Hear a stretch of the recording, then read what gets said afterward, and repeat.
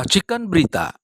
Saya menengarai sentimen terhadap Cina dibangkitkan oleh gerakan intelijen Washington. Kenapa? Karena sejak 2002 hingga hari ini Amerika tetap kalah dalam perang cyber, Amerika tetap kalah dalam perang dagang, Amerika tetap kalah dalam perang elektrik vehicle. Teresa lewat dengan BYD, Big to Great. Jelas kalah sudah. Pada hari ini, ketika yang namanya Cina dikenakan tarif, Cina malah menyatakan, terima kasih, kami akan mengoptimasi pasar kami. Baik, Anda silakan urus dengan negara, saya akan urus negara saya. Assalamualaikum warahmatullahi wabarakatuh. Alhamdulillah wassalatu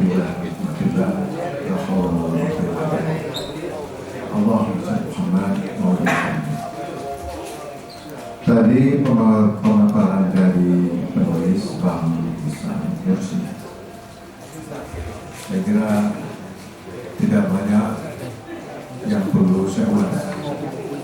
Nanti akan menjadi pengulangan. Yang kedua yang saya ingin katakan adalah di dalam perkembangan ilmu sosial juga ilmu politik itu kalau kita lihat juga macam-macam variasi.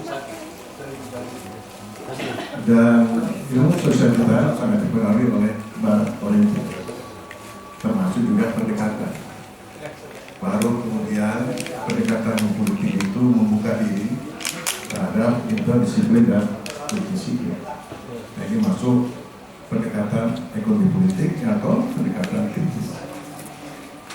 Dan tadi Pak Mulyadi sudah sangat lengkap. Jadi intinya pendekatan ekonomi politik itu adalah satu pendekatan komprehensif dan dia pendekatan kritis. Kalau kita lihat para ilmuwan kita, terutama satu yang bergerak di disiplin ekonomi, kemudian sisi lain pada politik, itu dia terpisah. Maka ilmu politik itu sebagai terang. Nah, jadi kalau baca buku Bang Islam Yursi, kalau kita tarik pada sejarah konstitusi kita, seakan-akan Kondipalus itu ada di dalam denyut nadinya Bang Islam Yursi. Jadi apa yang beliau tuliskan di dalam buku itu sebenarnya secara langsung itu adalah dialog-dialog ketika mereka membaca peta dunia, ketika mereka membaca bagaimana kolonialisme, ketika mereka membaca kekayaan Indonesia, ketika Kondipalus itu juga membaca bahwa bangsa Indonesia adalah bangsa besar dan tidak menutup kemungkinan dia akan menjadi superpower dalam bahasa kini. Oleh karena itu kita lihat di politik luar negerinya luar biasa. Politik luar negeri Indonesia bebas aktif. Itu yang kemudian di Bang Yursi mengatakan, bukan hanya pangan. Kalau seakan-akan kalau menguasai pangan itu kan saya berdolar. Tidak, kedaulatan itu juga sudah definisikan sangat berkembang. Saya kira sebelum kampanye itu ketua umum Partai Umat itu kan ahli apa namanya IT. Dia bicara, ya Ridho. Saya bilang, Bung, soal IT ini harus dilihat dari perspektif kedaulatan. Karena sekarang kita tidak berdaulat. Nah, oleh karena itu, Bang Yursi di dalam bukunya itu permainan algoritma. Permainan algoritma itu dalam teori politik sebenarnya itu adalah satu proses penanaman nilai pengetahuan, informasi dan seterusnya. Dan itu yang kemudian di-drive, yang kemudian kita secara sukarela menerima sistem ekonomi liberal, sistem demokrasi liberal itu kita terima tanpa kritis. Kita terima itu seakan-akan seperti dewa.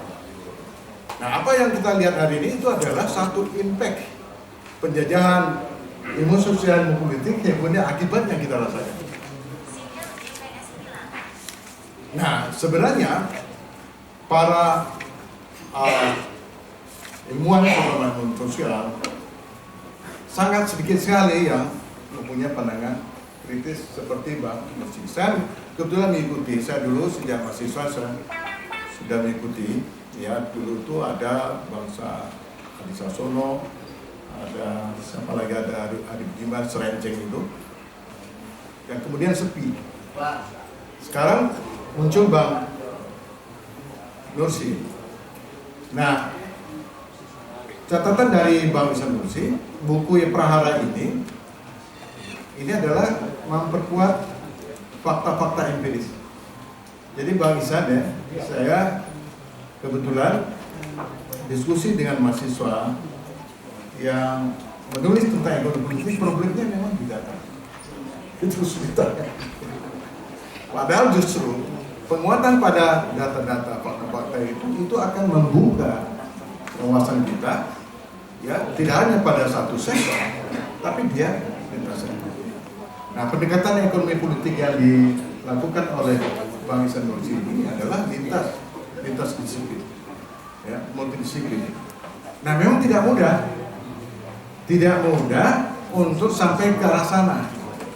Tetapi ini satu kontribusi yang sangat luar biasa, pengayaan secara intelektual, termasuk pada politisi. Sebenarnya kalau politisi baca buku ini, sebenarnya semakin ya kalau masih ragu memperkuat keyakinannya untuk mengatakan sesuatu. Kalau tidak terbangun konstruksi berpikirnya, baca buku ini aja. Karena untuk menjadi politisi itu kan tidak mudah juga.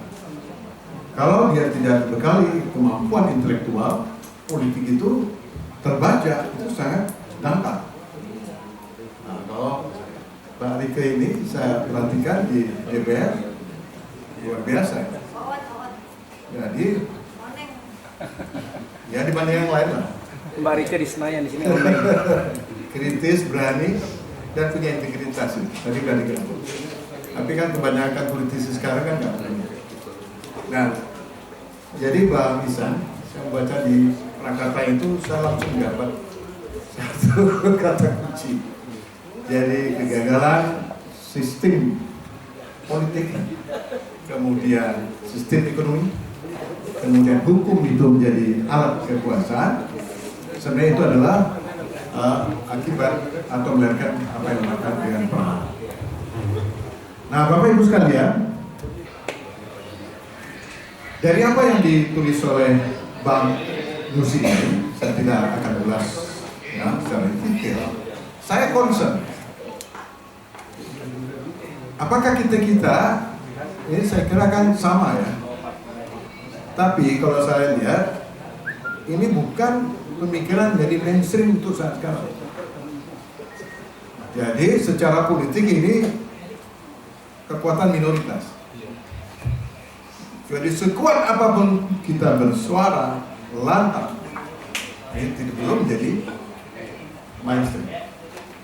Nah, pekerjaan kita, Bang Ihsan ini sudah mengatakan pada kita, sudah membantu kita di dalam mengidentifikasi problematik bangsa ini, kemudian dengan pendekatan sangat ilmiah, lalu kemudian coba merumuskan apa jalan keluarnya. Dan yang lebih penting lagi adalah ya bahwa buku ini menggambarkan saya kok ada keyakinan apa yang ditulis oleh Vincent kalau tidak salah dengan Fieldstein. Buku Bang Ihsan tentang Prahara Bangsa ini sebenarnya sudah menggambarkan negara gagal.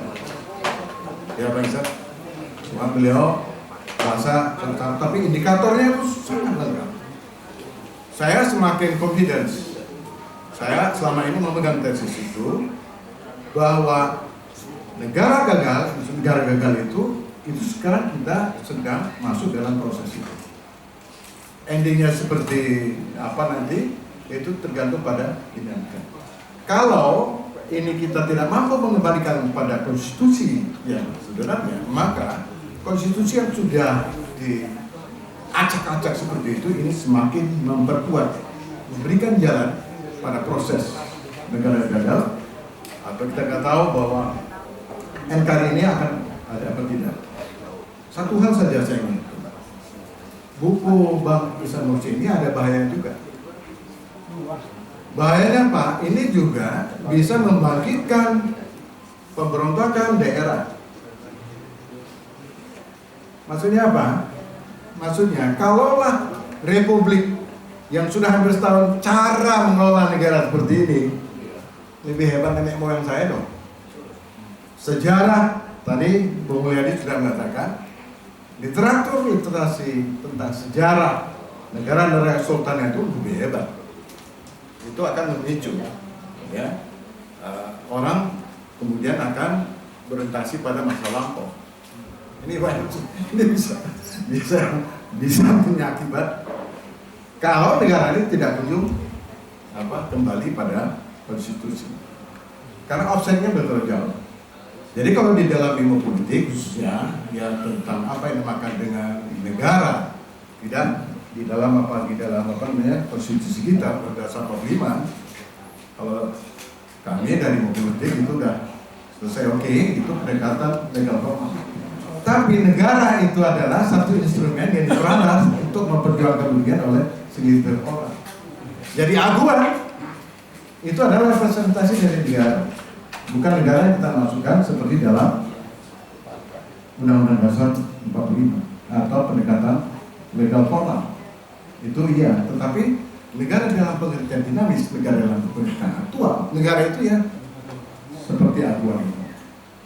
Semua dia bisa atur, semua dia bisa buat, semua orang bisa dipengaruhi. Ya, kemarin teman saya Syarif Hidayat itu membangun satu tesis tentang demokrasi cukup, kurang lebihnya sama. Artinya demokrasi yang kita pahami itu bukan dalam demokrasi yang ideal itu tidak ada. Itu hanya ada dalam ideal bayang-bayang kita. The real demokrasi itu adalah demokrasi tadi Bang Sanusi adalah demokrasi korporasi. Itu sisi lain, ya. Demokrasi yang dihafal yang digaungkan yang hebat seperti para Aristoteles, Plato dan sebagainya itu enggak di situ. Real demokrasi itu ya itu. Ya, jadi kalau Bang Ihsan mengatakan demokrasi korporasi. Kedaulatan itu bukan di tangan rakyat, tapi kedaulatan itu ada pada kekuatan korporasi. Jadi pergeseran. Nah itu kembali lagi bahwa memang amandemen Undang-Undang Dasar itu membuka jalan. Bang Ihsan menulis itu bahwa sebenarnya yang punya saham di negeri itu ya, sebutkan ada berapa, ada 10 ya pusat-pusat kekuasaan. Jadi 10 orang ini yang bisa memerahkan, menghitamkan perjalanan ekonomi, termasuk dalam kerjasama internasional, ya, kerjasama investasi, soal hutang, soal ancaman, apalagi dan seterusnya. Ya Bapak Ibu sekalian, saya ingin ada satu catatan yang sama ini. Kalau kita lihat statistik pendidikan kita memang rendah sekali. Jadi Bang Mulyadi ngomong seperti itu. Jadi kalau lihat statistik pendidikan kita memang pada umumnya kalangan terpelajar itu kecil sekali. Jadi yang berhasil yang menuntut pendidikan yang tidak lepas langsung sampai perguruan tinggi itu hanya 6%. Selebihnya itu berhenti di SD, berhenti di SMP, berhenti di SMA. Yang bisa lanjut itu 6%. Pasca sarjana itu 0. S2, S3 itu 0. Jadi bagaimana mungkin ya pikiran-pikiran seperti ini itu bisa dipahami secara baik. Berbeda kalau kita lihat di negara yang sudah maju, ya, di mana literasi itu menjadi satu kekuatan perubahan. Nah kalau kita ada, jadi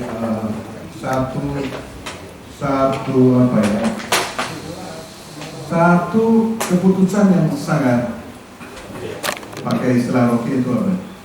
Yang sangat umum itu lolosnya Gibran sebagai dari sisi manapun, tapi nyatanya lolos. Bagaimana mungkin Kalau Bang Ihsan Nursi sudah membedanya dari segi pendekatan sumber daya manusia, itu kan ada sebuah parameter. Track record nggak punya, kapasitas nggak punya, pendidikan formal juga nggak jelas. Kok bisa menjadi wakil presiden? Itu kan taraf berpikirnya itu kan setbacknya jauh sekali. Seperti negara yang baru merdeka, negara baru merdeka bukan begitu. Indonesia ketika merdeka, kita lihat waktu presiden itu luar biasa. Ya, itu benar. Tapi kita lihat faktanya beberapa peristiwa 10 tahun yang terakhir ini adalah itu menggambarkan bahwa kehidupan berbangsa dan negara itu dia mengalami suatu setback yang sangat luar biasa. Dan itu tidak bisa diterima secara akal sehat. Nah, apa yang direkam oleh Bang Nursi selama 10 tahun itu semua terbukti. Tapi waktu saya baca mana Bang Ihsan kenapa baru terbitkan setelah pemilu? Itu pertanyaan saya. Jawab. Ada yang kata kalau sebenarnya sebelum pemilu ya ada juga diskurs yang bisa kita lempar ke publik ya supaya kita akan lebih aware. Nah, Bapak Ibu sekalian, inti dari buku ini ya, kalau saya ingin, tentu saja ini subjektivitas saya, bahwa kedaulatan kita ini adalah mendapat ancaman yang sangat serius. Kalau para pemimpin kita tidak peduli, tidak care tentang soal kedaulatan masa depan bangsa kita, maka apa yang akan diramalkan oleh Skor, ya, negara itu akan pecah menjadi beberapa negara yang mandiri. Dan itu juga ISIS itu sebenarnya juga pernah diungkap oleh Prabowo waktu kampanye 2019, tapi kemudian diralat, ya, nggak tahu kenapa diralat. Tapi kalau membaca buku Bang Ihsan Nursi, tentu saja juga dengan informasi-informasi lainnya, saya kok yakin bahwa Indonesia ini akan mengalami satu musibah atau prahara. Bukan tidak mungkin negeri ini juga akan pecah. Kenapa demikian? Ada kritik ya. Kalau dikatakan ya beberapa pemikir, biasanya satu sistem politik itu sangat dipengaruhi oleh majority secara sosiologis, sistem nilainya. Saya maaf aja, mungkin juga otokritik bahwa umat Islam secara majority dengan dua ormas, dengan krisis yang muncul, saya kok melihatnya kok tidak menjadi katalisator. Ada pelanggaran-pelanggaran yang sangat fatal, itu seakan kita membiarkan sebenarnya. Perampasan tanah sebenarnya secara hukum Islam itu tidak bisa. Tetapi kenapa ormas-ormas Islam saat itu tidak pernah berteriak secara langsung? Dua ormas saja ini ya, memberikan suatu pernyataan keras. Barangkali persoalan perusahaan tanah seperti yang dikatakan hanya 1% manusia Indonesia itu menguasai 68%. Itu gimana? Secara rasional itu nggak bisa. Apalah secara agama nggak masuk. Tetapi ini majority umat Islam. Juga kita lihat betapa tindakan korupsi itu seakan-akan kita setuju. Kita sangat berhasil. Orang sogok menyogok itu sesuatu yang biasa. Pertanyaannya di mana sistem value Islam sebagai satu sistem nilai? Seakan-akan dia tidak terkoneksi dengan sistem politik yang ada. Ya, walaupun juga ada berargumen ya sebenarnya umat Islam itu kan secara politik itu kan minoritas, bukan penentu. Nah, kenapa? Karena memang kita lihat bahwa kolonialisme atau neokolonialisme itu dia masuk bukan hanya pada pintu politik, dia tidak hanya masuk pada pintu ekonomi, tetapi dia juga masuk pada mimpi ideologis sekaligus bagaimana mereka mereproduksi nilai-nilai yang kemudian orang memegang sebagai suatu kebenaran yang kemudian diikut memberikan justifikasi. Saya kira ini ya satu tantangan yang sangat besar. Terakhir barangkali kalau ini sebagai satu tesis apa namanya, pertanyaannya kira-kira adakah kekuatan Republik ini masih berada dalam kekuatan badan yang sama, kemudian adakah keinginan untuk melakukan partisipasi? Itu pertanyaan saya. Terima kasih. Assalamualaikum warahmatullahi wabarakatuh.